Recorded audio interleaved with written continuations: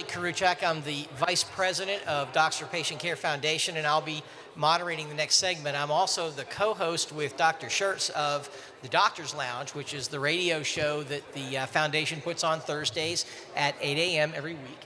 And for the next segment, we're going to do a show right here. We're going to turn the ballroom into the world's largest Doctor's Lounge of sorts. So we're going to be doing a segment of the show, and I'll start that. And so when I say welcome to the Doctor's Lounge, if you could throw a little round of applause out there and make the recording sound good, I'd be grateful.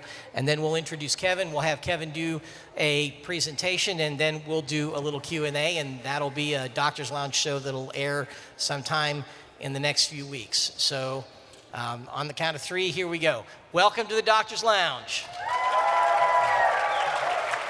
Wonderful, terrific. I hope you all are enjoying the meeting. I'm your host for this segment, Dr. Mike Koriwchak. I co-host with Dr. Hal Schertz, as all of you know. I hope everything is going well for you today. It's been a wonderful meeting, whether you are just contemplating direct primary care or you're experienced and need to know more about it. We've got something here for you to learn. So in that spirit, I am pleased to introduce our guest for the Doctor's Lounge, Dr. Kevin Wacasey, who hails from Colleyville, Texas. And he is going to do something very special here. And I think as fellow physicians, you can understand and identify with this. We usually, as docs, we tell ourselves and we tell each other that we're perfect all the time. We don't do anything wrong. We have everything figured out 24 hours a day, 7 days a week. So Kevin is going to do something here that's I think very admirable, which is to discuss failure. He had a DPC practice that doesn't exist anymore, at least in its former form, and he is going to give us a presentation on, in his words to me, what not to do. And I think that's a pretty big deal. I think that takes a lot of guts. So my hat goes off to you, Kevin. The floor is yours. Tell us what you have. All right, well, thanks for having me. I appreciate it. I'm a bit of a walker, too. Can everybody hear me, or am I coming through this? So the presentation is called When Everything is Right, But Still Goes Wrong. And I wanted to say that I had the chance to get up to Mr. Bernie Marcus before he left, and I told him that if Medicare for All ever passes, I'm going to go work at Home Depot. Because, I already know where everything is at Home Depot. So he laughed. But bottom line is I came this close to doing it when my DPC practice failed last year. So I'll show you a commercial, first of all, that I spent a lot of money on. I spent about $4,000 producing this commercial.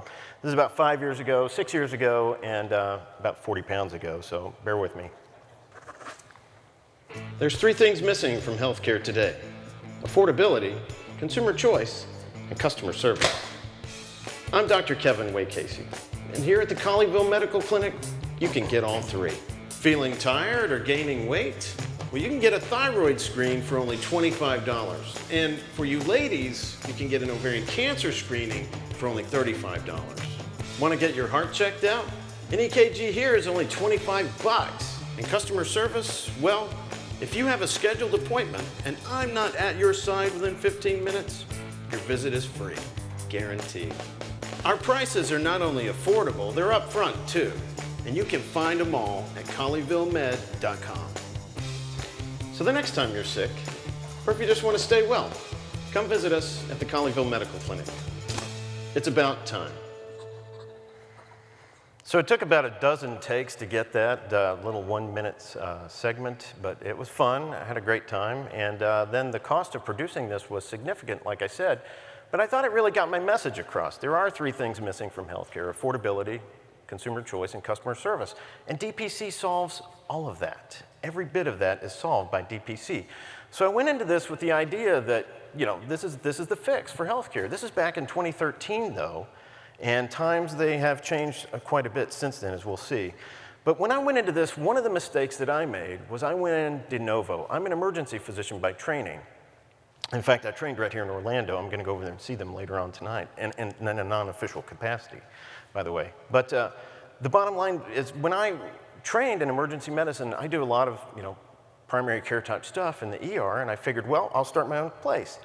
So what I had going to my disadvantage was the fact that as an emergency physician, I was starting out with 0 patients whatsoever. I wasn't starting with a group of patients or census that I could just transition over into. And many of you do not have that either. If you're working for an employer, you're going to be under a non-compete clause or what have you, you won't have that over either. So you will probably be stuck in my situation where you're trying to drum patients up de novo and get them out of the wild and come in to see you.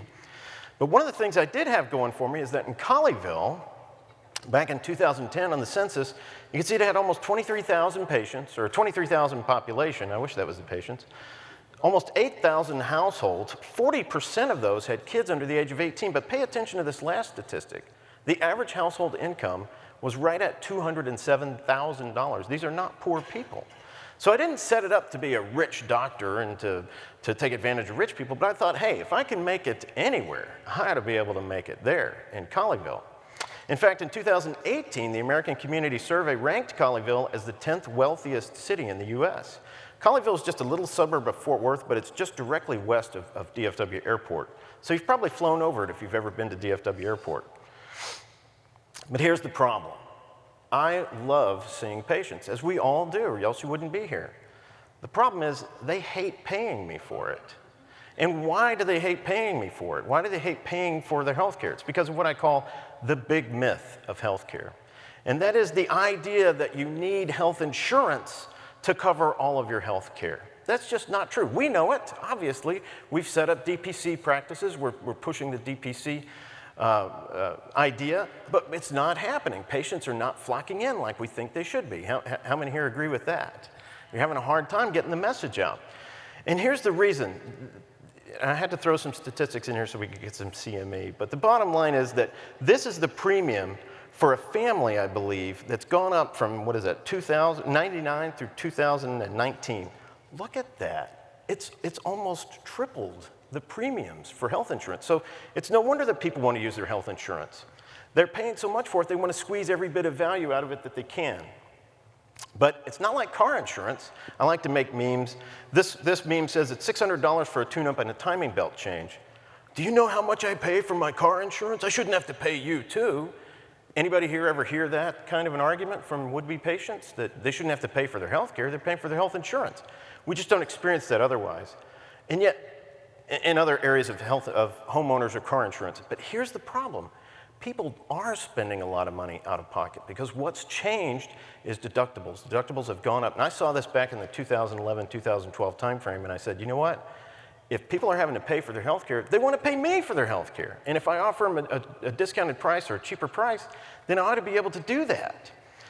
It just didn't work. Am I repeating? You're doing well. Okay, sorry, I thought I was repeating. So if you look at the total healthcare spending here, you can see that the conventional out-of-pocket spend, that little slice of the pie there, the blue, and back in 2007 was $268 billion. That's billion with a billion, okay? That's a lot of money.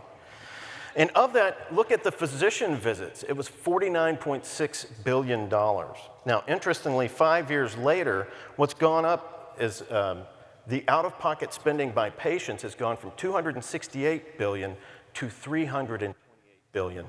That's just a 5-year change. And look at what's going on with the physicians. Interestingly, that number has stayed rock solid at $49.6 billion. That's how much money patients have spent out of pocket to purchase health care from physicians. The reason that they're spending so much money out of pocket, and I don't even know, I couldn't find statistics that were any closer to now than 2012, but the reason they're spending so much money is because as the premiums have gone up with health insurance, so have the deductibles. So it just absolutely makes sense for patients to be paying us. In fact, health insurance, I like to say, for decades, health insurance was not insurance. It was prepaid health care. When I was born in 1968, my parents, I have the receipt from my birth. Many of you have probably seen it on Twitter. I put it up from time to time. The entire charge was $406.80. Of that, 97%, $396 was paid by my father's health insurance plan. That's not insurance. That's prepaid health care. What we have nowadays is true insurance. In other words, you have this high deductible thing where you have a $10,000 family deductible. Guess what? You're probably not going to use it. If you're just a mere mortal person who's healthy, you're not going to touch that deductible, as you shouldn't, and you shouldn't want to be using your health insurance. So, I'll sum it up with this meme here. My health insurance plan has a $12,000 deductible, which means that your $20 copay is stupid. So many people, and I'm sure you've ran across several, are still stuck in this mindset. In fact, I was on the way down here this morning, I was in the elevator with a gentleman, and he asked me, what does DPC mean? And I said, it's direct, I call it direct patient care. I love direct primary care, but I like to call it direct patient care as well. I said, we're doctors who don't take health insurance. This guy was baffled. I mean, it took him a second to process it, and I looked at his tag, and he's with some dive network thing, some dive convention that's going on here, and I said, well, what do you do for a living? He said, I own a dive shop. I said, would you take health insurance if you had the option? He looks at me even more baffled. So the mindset is still widely out there that health insurance is needed and necessary for healthcare, and I mean all of healthcare. So convincing patients that it's not is actually the hardest part. The rest of this is easy. But I'm going to still go over some things that I did that I feel like were a mistake and that I hope you don't repeat in crafting a DPC practice. First of all, obviously, location is key. That's paramount. Where are you going to set your office up? Last night I spoke with a physician. She's a partner, I believe, of Chad Savage. I couldn't remember her name. I hope she's here. But anyway, we were talking. She was employed by a corporate group. There you are. She was employed by a corporate group for years, had a panel of patients, went and saw Chad, talked to him. He thought she was going to come in and grill him, and instead she said, I want to do what you're doing. And so she was able to join his practice, though, because his office was 16 miles away from her office. And what was your restrictive covenant? What was your non-compete? 10-mile radius. So sticking it to the man. I love it. So 16 miles, she was like, able to do that. So good for her. The problem is we're not able to do that. Not all of us are able to do that. These restrictive covenants, these clauses in your contract under employment can limit you. In Texas, I've seen 50-mile radiuses, these restrictive covenants. So the bottom line is, unless you want to go through a court battle, you got to be careful doing that. But as far as that's concerned, once you get past that hurdle, where do you set up your shop? You have to decide which part of the state, which part of the city. Phil Eskew or somebody, one of the advantages of doing this late in the day is I get to pilfer from everybody else. I get to steal from everybody else's talks. But I think it was Phil Eskew that said that move to a border state where it's a better environment for practicing DPC. Well, if you're not in a small state and you can't move to a border state, pick a part of the state that's going to be friendly, where you think there's going to be, lots of activity, lots of economic activity. And then you got to pick which part of town you want to do it in. So those are the major considerations, and most of you have that figured out already, but the minor considerations are significant. Do you want to do a standalone place or a shopping center? Now, I worked for a series of freestanding emergency rooms in the Dallas-Fort Worth area for a few years before I started this, and that's what gave me the idea of doing the DPC thing. But every one of those ERs, these freestanding ERs, they literally sent out a marketing team to scout out locations when they opened up a new one, and they picked a busy street corner, and it was a standalone facility. In fact, they took over a lot of Blockbuster videos. Anybody remember Blockbuster? So Blockbusters were reborn in Dallas-Fort Worth as first choice emergency rooms. And so I picked that too. I did that as well. And I think that's very important. Because you have to consider your foot traffic versus your auto traffic, your drive-by traffic. Now, this is the facility that I ultimately picked. It was a standalone facility on a very busy highway. The estimates are that there's roughly 12,000 cars a day that pass up and down this 6-lane highway in front of my office. I don't think I ever got any drive-by traffic. So here's another hint for you. Be careful what you name your practice. If you're going to call it something like Epiphany Health, that's great. I mean, that's a wonderful name. If you're going to call it something like Heritage Health Associates or something, that may be confusing to patients. I labeled mine as Colleyville Medical Clinic. Now, that sounds pretty obvious, right? I mean, to me, it's a doctor's office. My landlord, the guy who owns this building, asked me about 6 months in, he goes, I drive by here and I don't know what you do. And I was like, what?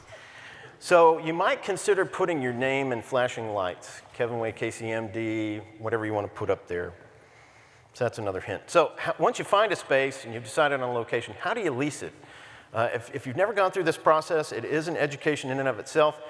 And so some pearls I would offer you is to use a realtor or not. When it comes to commercial real estate in Texas, I use a realtor because in Texas at least, I'm not sure about other states, I didn't have to pay the realtor. The building owner actually had to pay the realty commission. I didn't have to pay anything. So I went ahead and used a realtor to help with negotiations, to help get me through everything. And the considerations obviously are the price per square foot. You also have to look at what's called the triple net, which is the taxes and insurance and utilities. Those are factored in. And then the lease term, I signed a 5-year lease. And then the finish out costs. This building that I just showed you actually was bare. I had to put walls in, I had to put ceilings in, I had to wire it, plumb it, everything. It cost me about $100,000. I had a location right next to a Walmart that I should have gone with that was it wasn't fully finished out, but the landlord in that instance was willing to finish it out for me, give me a turnkey operation. But I thought, no, I'm gonna, I like the standalone location better. First choice is working for them, so I'm gonna do the standalone thing. Big mistake. I wasted $100,000 finishing out someone else's building for them. So those are considerations. Materials and supplies, and I apologize if any of this is redundant for y'all. Vendors, you got to get familiar with vendors. You have to get your equipment, your labs, medications. Labs, I go through Quest Diagnostics, and I got a discounted service pricing. I can get a CBC for $1, maybe $1.50. And then I do the labs for my patients. I pass on the savings to them. So that's something you got to do. The referral network is very important as well. And I write about this in my first book, it's very important that since we're advertising ourselves, since we're putting ourselves out there as able to save people money on their health care, really, it doesn't take much of a stretch of work for you to really start saving them dollars on a lot of other healthcare things. For instance, pharmaceuticals. I mean, I can't tell you how many patients I've had who've been on $60, $70 a month blood pressure medicines, and I'm like, gosh, did we ever try any of the $4 blood pressure medicines and see how you do? Some home monitoring, see how it's doing. How often do you take your blood pressure? Oh, well, when I go to the doctor. And I say, well, gosh, what if you took it at home and monitored it? Maybe you don't need to be on blood pressure medicine or what have you. So really getting involved with that. And then I set up some radiology centers, and I was pretty hard-nosed with them. I'll never forget this one guy from an imaging center came in. He was a big strapping guy, and he came in. He's an ex-baseball player, Major League Baseball player. And he's going to strong arm me. He said, I've looked at your cash pricing that we've had in place now for 2 years, and we need to sit down and discuss that. And I said, we sure do, because there's 3 more imaging centers that have opened up in a 2-mile radius from here, and I want some better pricing. He said, oh, yes, sir. So you have to negotiate, and the patients appreciate that. Somebody mentioned a $1,000 MRI or CT scan earlier today. My patients pay about $270 for a CT with contrast. So if you really work the system, talk with imaging centers, you can get them cash discounts.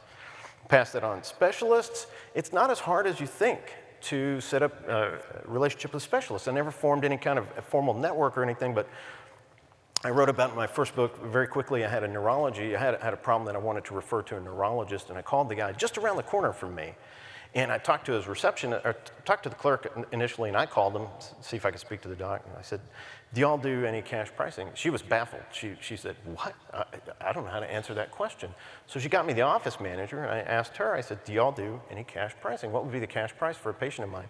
And this patient had insurance, by the way. But what did they also have? A $5,000 deductible. So I wanted to save him some money. So I asked the office manager, she said, we don't accept any cash in this practice. And I said, well, you should, because you're not getting this patient. And then I explained to her, I took the time, I explained to her what I was doing, what I was up to. And a couple of weeks later, I got a nice lunch brought to me by the neurologist himself, who said, yeah, we'll be glad to work this out with you. So it's important that you offer that added value, extra value for your patients. Employees, anybody here ever had to hire or fire employees themselves? It is fun. It's like going through a divorce. It's maybe worse. So considerations when you're, I'm sorry? I thought somebody said something. Considerations when you're hiring employees. You want the obvious. You want somebody who looks nice, who is nice, who presents your practice well. But one of the mistakes I made was you need to compartmentalize their skill sets. You don't hire a medical assistant and then ask him or her to start calling businesses and trying to recruit patients.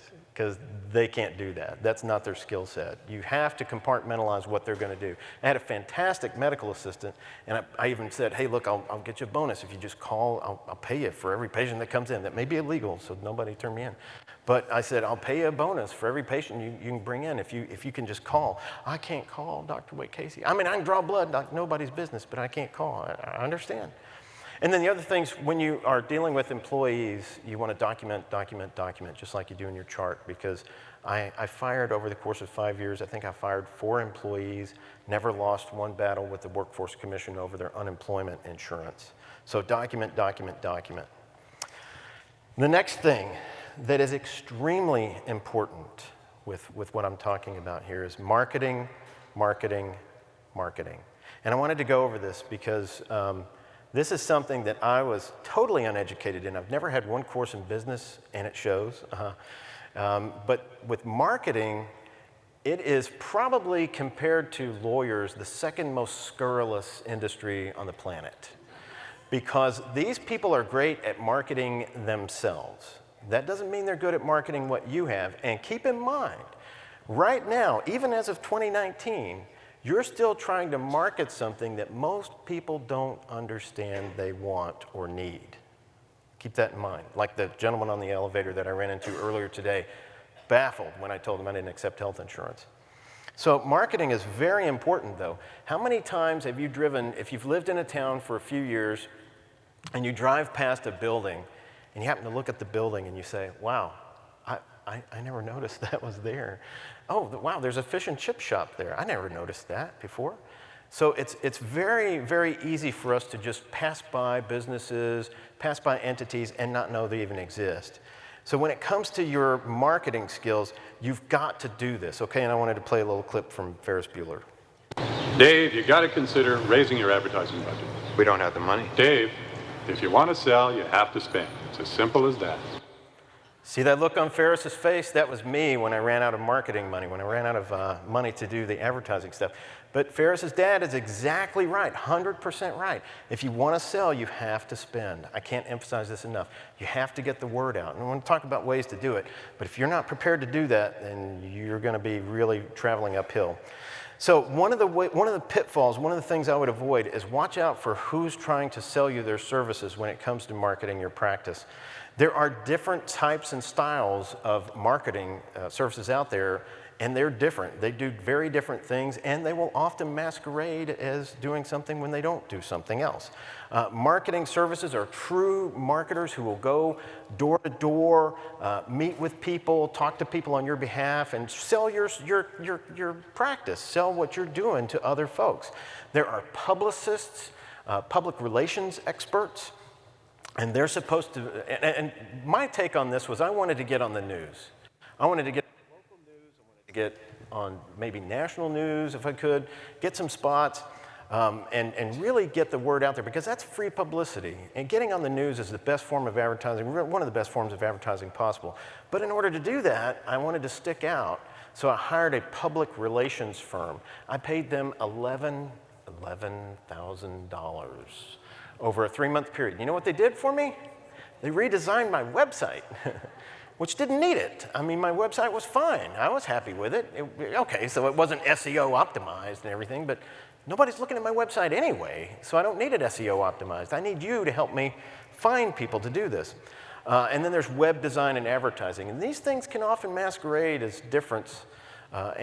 You gotta stick with what you need. I mean, you've gotta be diligent about what you're spending and what they're producing for you. And as soon as it's pretty obvious that they're not producing, get rid of them. So I hired this publicist because what a public relations officer is supposed to do to me is...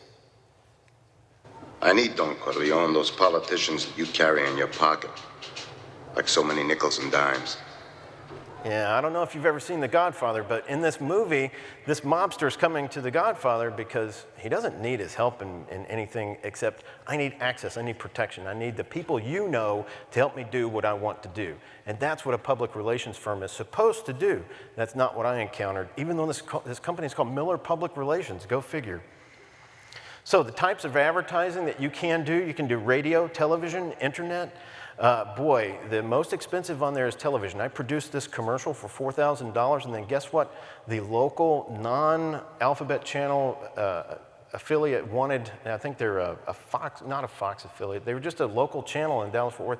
They wanted almost 10 grand a month to air this thing, you know, a couple of times every other night.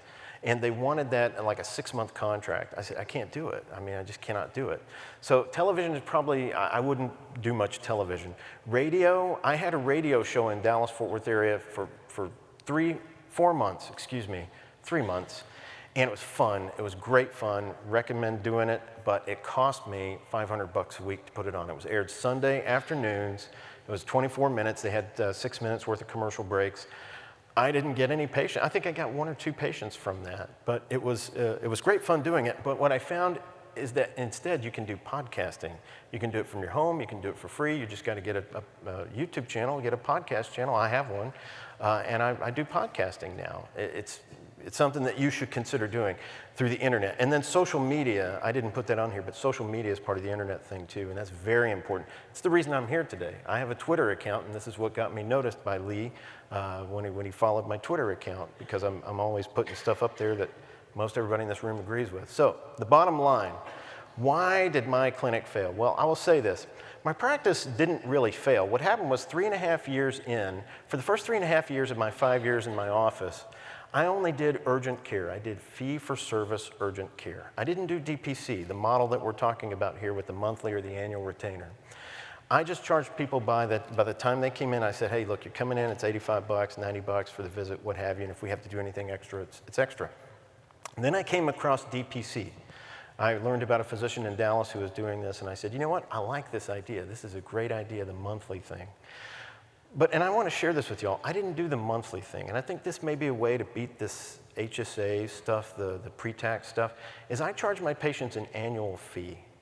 And I tell them this annual fee is for your initial visit, and then I just code up everything. I charge them $350 for an EKG. I charge them $600 for the sit down. I charge them $450 for the labs or whatever. I get up to $1,200, and then when they've paid me that, they can finance it, and they can pay me a finance fee by the month. But I tell them, you owe me that money for the initial visit. The rest of the year, the 364 days, it's my gift to you. But the bottom line is that you owe me that money, and that's not prepaid health care, because in Texas, we had this thing before the law got passed in 2015 that said if you offer prepaid health care, that's health insurance. Well, it's changed now, but I still didn't want anybody coming after me saying I'm offering prepaid health care. So I didn't do it. I didn't structure it like that. I still don't. Because I still have patients. I still have about 30 patients that follow me. I came late to the game, too late, in fact, for me to build up my armamentarium, my financial wherewithal, to stay in my office. So I had to close my office after 5 years. I couldn't renew the lease. So I had to get rid of my employees. So now I do a house calls-based type thing, sort of similar to Margaret Duane, and there's a couple of docs here that are doing pediatric stuff. So I do that, but I only have about 30 patients. I'm not accepting anybody new at this point. So the bottom line, why did my clinic fail? Because number one, I didn't do DPC right off the bat. This is a big hint. If you're gonna do a hybrid model, be careful how you do that. Because if you're not getting the money in that you need, if you're gonna self-finance this like I did, that money runs out very, very quickly. So that's the first reason why my clinic failed. The second reason why my clinic failed is timing. Well, the second reason why it failed, is marketing. I didn't have the marketing budget. I didn't approach the marketing in the right way. But the third reason why it failed is timing. I did this back in 2013, and I'm telling you right now, the mindset today is vastly different from what it was in 2013, just 6 short years ago. People are starting to wake up. They're starting to understand that, my gosh, I'm paying more and I'm getting less. Why am I doing this? And you know who's doing that the most? And who you should really be marketing your efforts to is employers, because they're paying the lion's share of these bills. And let me run an interesting statistic by you. What do 90% of people in the US who don't have health insurance also share in common? Anybody? They work, they're employed, yeah. And many of them, what was it that Elaine said earlier, that 30 million small business owners in the US today, they employ millions of people, tens of millions of people. So these are folks that if I had it all to do over again, when I get back into the game, what I intend to do is to go out and reach out to employers in my local area. In fact, I started doing this, but it was too little too late. and reaching out to the mom and pops, reaching out to the people who have 2, 3, 4, 6, 10, 12 employees as part of their business. I absolutely would reach out to them because these are folks who usually don't have health insurance. They're usually not protected by some broker. And let me tell a quick story on that. Back in 2015, I gave a talk to a local group talking about health insurance and healthcare. And one of these guys came up to me after the talk and he said, "Oh, that was great. You know, that's wonderful. I own a comic book thing over here and I have almost 100 employees. And I want you to help me come and design this thing." And I was like, "I don't know what I'm doing there, but I'll come and talk to you, sure." So I said, "Let me have my assistant call you tomorrow and we'll make a meeting. We'll set it up." So she comes to me the next day and she says, "What did you do to that guy? He just called you every name in the book." And I said, "Well, what do you mean?" She said, "Oh, he's mad as a hornet. He won't talk to you. He doesn't want anything to do with you." And I said, "Oh, I know what happened." Can anybody guess what happened? He talked to his broker, that's right. He talked to his health insurance broker. Because it's what Carl said earlier, health insurance brokers, they make money. They're really parasites, I'll just be honest. They make money off this big myth of healthcare, the idea that everybody needs health insurance to have healthcare.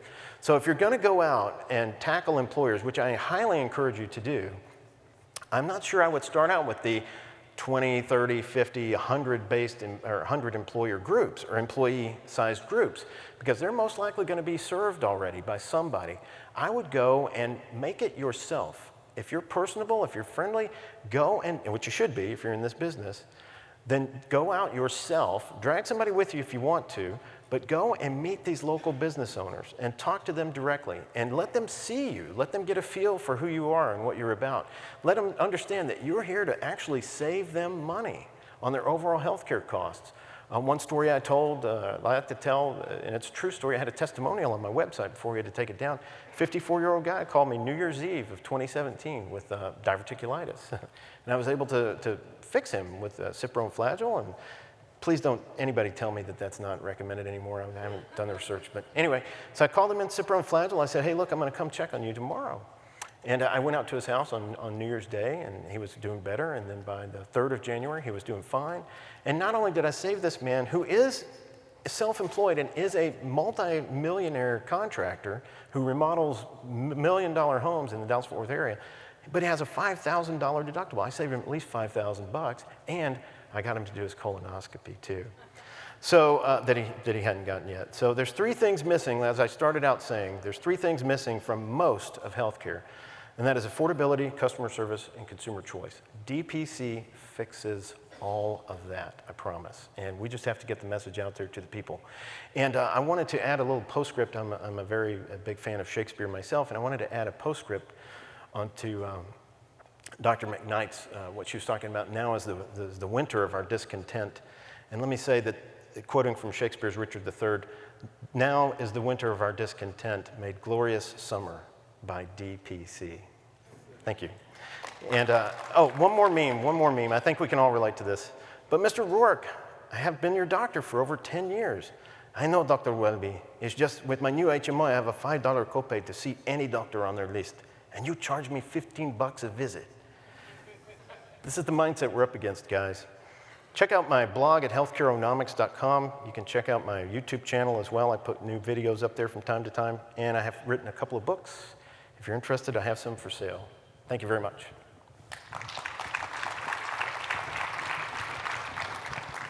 All right, a couple of comments before we go to Q&A. In listening to all this and looking at your slides, and I looked at your book earlier today, I think the biggest problem that we have to contemplate from this is the marketing piece. We've had similar experiences to you. We put $20,000, $25,000 for a group of 13 docs, well, 15 at the time, ear, nose, and throat of Georgia, located at the time all across Atlanta. And for 25 grand, they produced the largest radio station in town, the biggest talk radio station in the country, produced a radio spot for us. It ran a whole bunch of times. Number of new patient referrals, 0.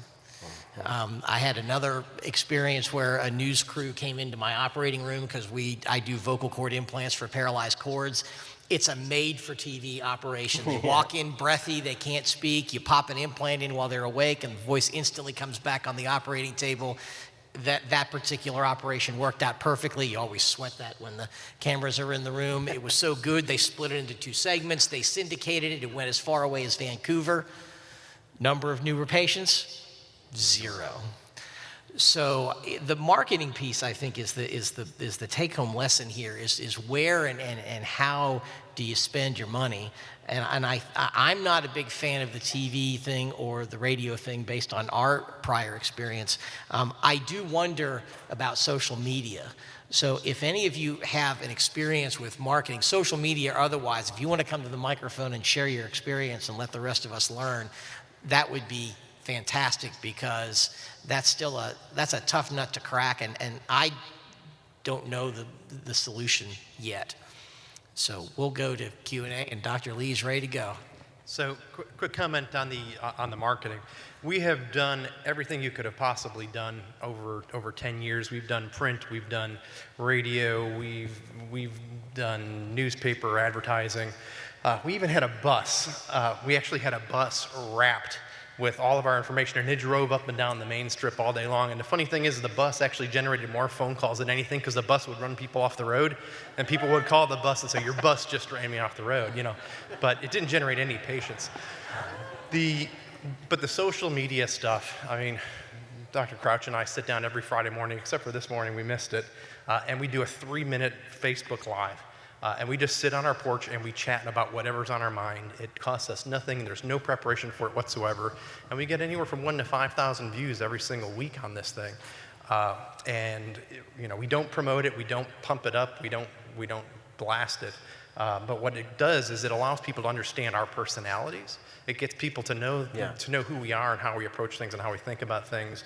And so by the time people actually come into our practices, they already feel like they know us. Yeah, it's very important. I mean, I would say that getting to know people, you know, part of what people are looking for in a doctor is somebody who will, you know, everybody loves a chatty doctor, believe it. And one of the things that really DPC fills is that ability to sit down with a patient and take your time and get what they need out of them, and they get what they need out of you as well. They don't know going in how that's going to work if you're not somebody who's really warm and capable of carrying on a conversation. So just going and speaking to them, I used to think mistakenly, very mistakenly, that as a physician it would look bad if I marketed my own practice. And boy, I've changed my mind on that. Now I just walk in and I've never met a stranger. I'm like, "Hey, I'm Dr. Kevin Wacasey. I'm your next doctor. How you doing?" And that worked very well when I did it for the short time that I was able to do it. And so I'd highly recommend you do that as well. You know, it's one of the funny things about what we do as a living is that when it comes down to it, patients have this weird psychology. And that is, if you ask them to pay more than $20 for a copay, they'll look at you like you need to be on medication if they're feeling well. But when they get a sore throat, they will come and they will pay you $10,000 and let you stick a needle in their eyeball if you promise it will fix them. So a lot of this has to do with timing as well and just waiting the patients out. The problem then becomes, do they want to commit to a whole year's worth of service for a sore throat? Well, that's why we need to go to employers. I really, really strongly advocate going to employers, because they're either paying the bills for a lot of this for their people, or they're self-employed and they don't have health insurance. They don't have the traditional coverage like most everybody thinks. Next. Okay, so my name is Dr. Lulu, AKA the Momatrician. I have 3 ways that I've done my marketing, and none of them has cost me any money. The most important advertisement you have is your patient. Right. So before every patient leaves my office, I make them repeat my mantra. If we please you, tell others. If we displease you, tell us. Great. I know it sounds funny, but each one of them says that. And you know what? I jokingly say, you owe me a 5-star rating, and I get a 5-star rating on Google. You have to control the narrative. But I have to give good medicine also. I'm not going to just bullshit you into a 5-star rating. The point I'm making is, you make eye contact, you spend time with your patients, they get to know you. They will eat out, they eat Nigerian spaghetti and plantains and goat meat. You just have to cook it and serve it to them. So I keep it real, 100%. If we please you, tell others. Right. Let me tell you, I don't care what TV station, CNN, Fox News, if I tell my friend, this doctor is good, that's all the doctor needs. my friend is going to go because I told them to go. Yeah. They might not even watch CNN or Fox News. The second thing I do is what Dr. Lee Gross said. I do Facebook Lives. I've done them every Sunday for a year, like literally maybe 15 months now. I was at my son's school at Stanford visiting, and I did a Facebook Live. I was at my second son's school at Texas Tech visiting, and I did a Facebook Live. Consistency. And I laugh about it, and I have them tell me, what do you guys want to hear about next week? It's always something to do with teenagers, because I see high-risk teenagers. But my personality comes through, and yes, I get people coming from Florida. I'm like, I'm sorry, I don't see people in Florida. But they have a friend in Texas. They're like, yes, I have a friend in Texas. Boom, I get a patient from Texas. The point I'm making is just say it. You know, my favorite phrase is just do it. What's the worst thing that's going to happen? Yeah. Nothing, but you might get a patient. And if you're good to them, you might get 2 patients. And the third thing I do is, yes, I do podcasting. My podcast is about suicide, but the point is, because I'm talking about suicide, people want to, what? And then I just kind of, oh, by the way, yeah, I know you don't know this yet, but if your child is ever cutting, you want to call me. And I say it with so much ease and so much confidence. They don't even know when I, like, how much do you charge? Oh, yeah. And that's how you get a patient. Deuces. Good job. Beautiful. Yeah, keep in mind, you have a product in DPC that very, very few people really understand. I have the story, I have to tell the story really quickly. When I first started, I went to a concert, and I was sitting next to this couple, and the woman turned to me and she said, what do you do for a living? And I said, well, I'm a doctor. And she said, oh, what kind of doctor are you? And I said, well, I have a general practice, but you know, I don't accept any health insurance. And she just went, whoa, what? That is genius. Wow, you're a genius. And I looked at her cold and I said, you know, I don't consider my business model to be genius. I mean, I provide a service and I charge people for it. It's like every other business in the US. But let me tell you what's genius is the fact that you think I'm a genius. Now that is genius. It's all about the psychology of it. Dr. Chad Savage, I actually almost thought about sitting down after you had your part. 100% agree. Many of the things I was going to say is that marketing for a DPC is labor intensive because you are marketing yourself. Don't pay a lot of money to someone else to market you. We are marketing a personal relationship. So start it in the marketing. You got to get out there, talk to people. Right. A couple of quick pointers. Don't assume when you save someone money that they get it. When I first started my practice, we had incredible savings, and I'd come in and we do dispense in our practice, and I'd come in and I'd go, here is your script, it's $2. And I'd be all excited and thinking they were going to recognize, and they'd look at me and, okay, thanks. That's $40 at the pharmacy. Oh, you know, they get excited and happy because you just told them what you, so tell them what you said, what you saved them. The other thing too, kind of building on what you were saying too, is I actually had a placard by my checkout that said, if I can recall correctly, the greatest compliment a doctor can ever receive is when a patient refers a family or friend. And I would have patients who would come in and they would reference the placard and said, hey, I sent somebody to you, and they'd be excited to tell me that they did that. So don't be scared to ask, you know, when your best advertisement will be your existing patients. So, you know, don't be scared to say, hey, if you like your care, send people to me. Just basically 100%, back her up. This is a real mindset issue. Let me tell you a true story that really did happen in my clinic one time, and I wish I'd been there at the front desk. I would have mouthed this guy. But he came in wanting to be seen for something routine. I don't even know what it was. My clerk at the time said it's going to be $99. She had taken his insurance card. The way we did it was we had the patient come in, and we didn't announce to him right off the bat that we didn't take health insurance. I figured out after about a week that was a no-doer. That was not going to work. So what we did was we'd take their health insurance card and we'd give them the paperwork and say, go have a seat and fill it out. Just like you do at a normal office, right? Now this is back in my urgent care days. And then we would run their insurance card through Availity, through one of these services that was free, and you can check their insurance status and their benefits. And so she had done this for the patient, and she mentioned to him, he said, well, gosh, it's $99 and you don't take health insurance? I'm just going to go to the ER. And she said, but sir, your ER copay right there is $250 versus $99. Let's keep that clear. And you know what he said on his way out? He said, oh yeah? Well, at least they take my health insurance. And I don't know how you beat that mindset. I really don't. Aside from physically, which I'm not about to do, but still, it's like, wow. Yes, sir. Well, Chad, you're even more right than you realize, because that applies to every doctor on the planet and not just DPC docs. Yeah. If you are going to market, whether you're going to do it yourself or you're going to pay someone to do it, they need content, which means they need you, which means they need your time, they need your face, they need your words, they need your message.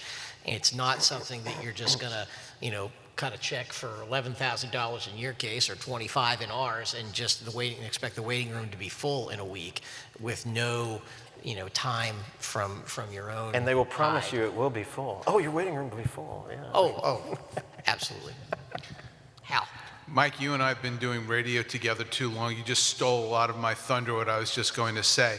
Because marketing a medical practice, I'm a urologist. I actually manage one of the largest urology practices in the country.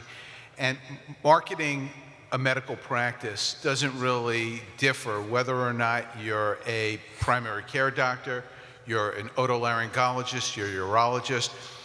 Really what you want is for people to see you out there, and there are different platforms now that are available for them to see you, and social media is really important. What I do, and what we do in our practice, we have little cards. We have a Google, everybody looks at Google now. They want to rate you on Google, and that's really important. And so every satisfied patient will say to them, will you do me a favor? Social media is so important. Will you just go and take this card? Here's the address. Just go to Google today. Do it in the waiting room before you leave. And it's unbelievable how that changes your ratings online. It's really startling. The other thing is, some of the things you could do for marketing don't cost a lot of money, and believe me, we pissed away more money on marketing. We've had billboards in Atlanta on Georgia Urology. Yeah. We have lithotripsy. We have trucks, and they go around with our doctors' faces on it. I mean, we've done TV, we've done everything. The two things that I just want to say are, number one, if you can get a logo, and it doesn't even have to be one of these logos you spend a lot of money on. It can be something that, if you've got a creative child in your house, they can come up with it. And make sure that it gets out there as much as possible. But the other thing is that you can go ahead and do low-budget marketing by sponsoring a Little League team, or by going out to PTA meetings, or doing things in your communities that would just really generate interest in what you're doing. And that is probably more valuable than spending money on any consultants, PR, marketing people who I agree are parasites. One of the most frustrating experiences I had during this practice was about 6 months after we opened. I was desperate to get on the news. I wanted some news exposure. And so I offered free flu shots in January of 2014. And it was a hit. It was an unqualified hit. Because on any average day in my urgent care era of my DPC practice, I would see maybe 1 to 2 patients a day. We saw for 5 days straight over almost 150 patients a day getting free flu shots. Now, that's about, I would say roughly about 600-700 patients came through my office that 1 week. How many of them do you think ever came back for any care? 0. So I would not give away your services. And I did free school physicals as well, and we weren't inundated like that, but yeah, it was a problem. We never saw those people back. So I don't think that's a good approach, is giving away your services. And the other thing that I wanted to mention is that physicians are not born marketers. I mean, like I said, I've never taken a business course, and it shows.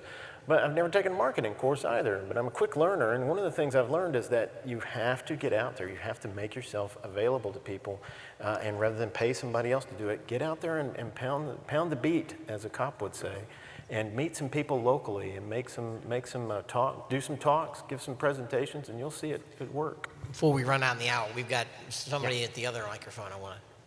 You hear me? Yes.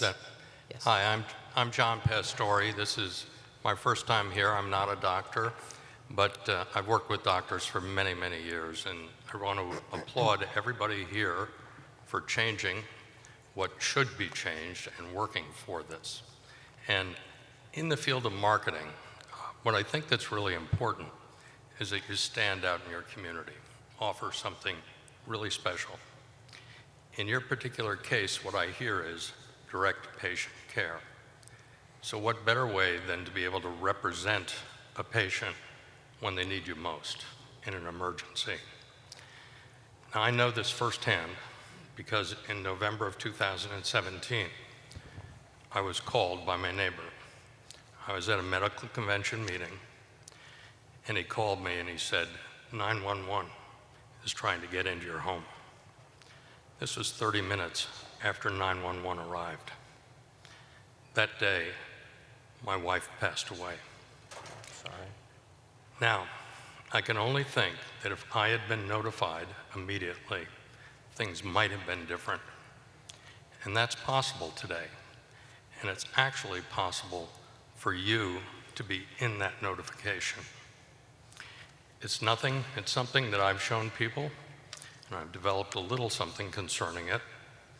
But if you have an iPhone or your parent or your patients have an iPhone, they can set up what's called a medical SOS. That means 911 gets notified, and if they do it right, your contacts get notified. What better way for you to market yourself to be a contact that's notified and be there for them when they need you most? In addition to that, with this, and this is not an app, this is in your phone, you have it. But I've talked to over 500 people. I haven't found anybody who has it set up right yet. With it, you can actually help your patient have important medical information that's available right there at the scene. So 911 could have it, and then you could guide them where they should be. So the one part where I do assist is this little decal that goes on the back of the phone, a sticker that sticks up for you when you can't stick up for yourself. Shows a person how to set things up, shows a bystander, if I have a problem, how to operate the phone and alert 911 in my contacts, and it shows 911 how to get my information when they need it so they can change things. That, to me, working through your existing clients and standing out in your community is the way that you can really work to build your practice. So I wanted to mention that. I'm sorry this situation happened. I'd like to make it a better situation for many, and I think you're probably the best deliverers of this information. So I'd be happy to talk to any one of you and show you how this can be done. Thanks. Thank you. Go ahead. Thanks so much for sharing your story, and also I know that you're one of my favorite tweeters, Healthcareonomics, love your stuff.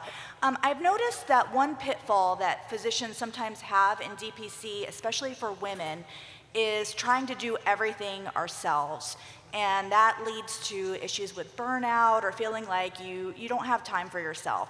So one thing that I would advise and that I see as a problem is not bringing in somebody to work with you from day one, which would be an assistant or a front desk person or just somebody that can take that burden away, because you do need to be out in the community marketing yourself, and somebody needs to be at the office answering the phone. So of course that person should also be a great advocate for you and be able to sell your services to potential patients. My assistant is actually from Brazil and speaks Portuguese. So because of her, now I have all these Portuguese-speaking patients. So sometimes your assistant can actually bring in more patients into the door. Well, I raised 5 kids, so I thought that I was a pretty good manager. And what I also, as long as we're being honest, I have to say that I'm a miserable failure at being a manager. I'm not a good manager because I'm more like a big brother to my employees. That's a mistake. You can't do that. You have to be a manager, and if you cannot be the manager, you need to hire somebody who's more managerial. I know we're talking about exponential employment opportunities here, but if you can't manage your own practice effectively, it won't go. Yes? You had asked about marketing efforts.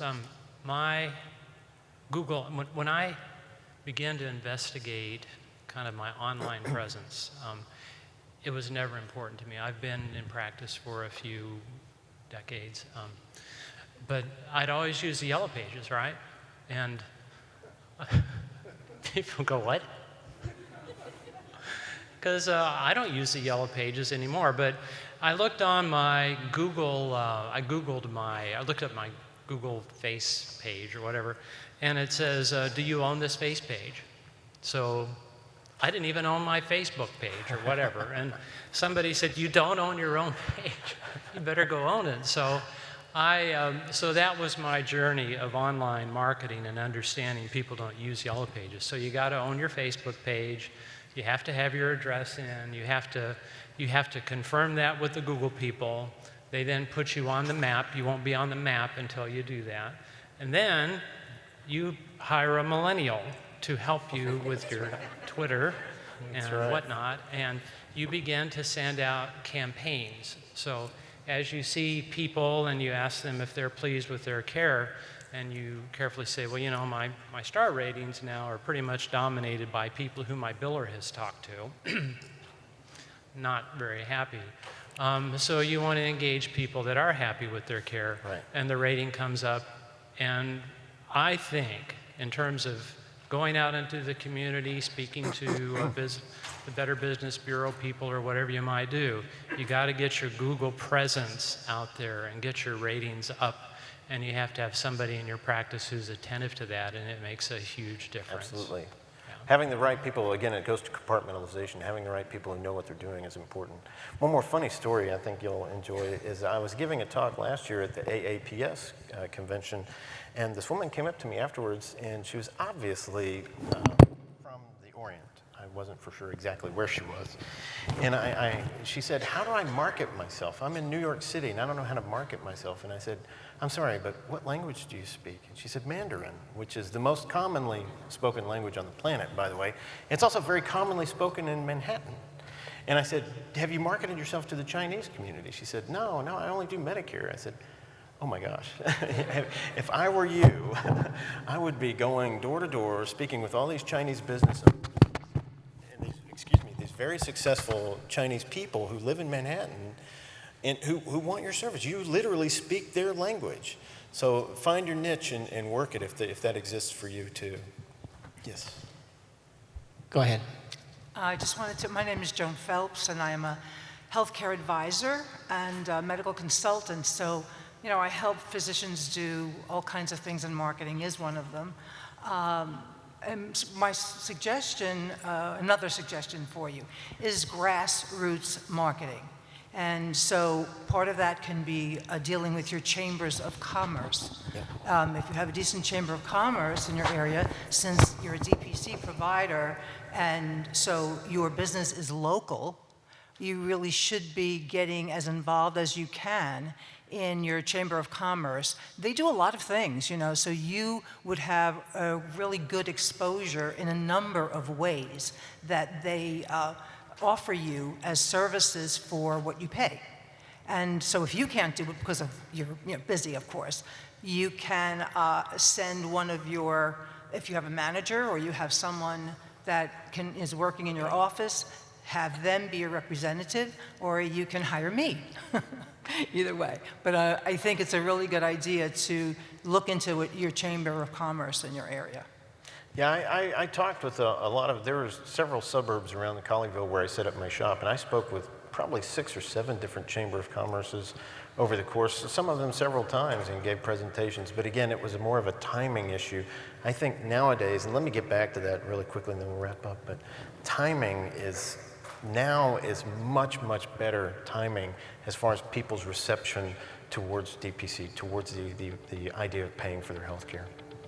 Okay, I think we're out of time. Thanks everyone for being in the world's largest doctor's lounge. We'll see you tomorrow.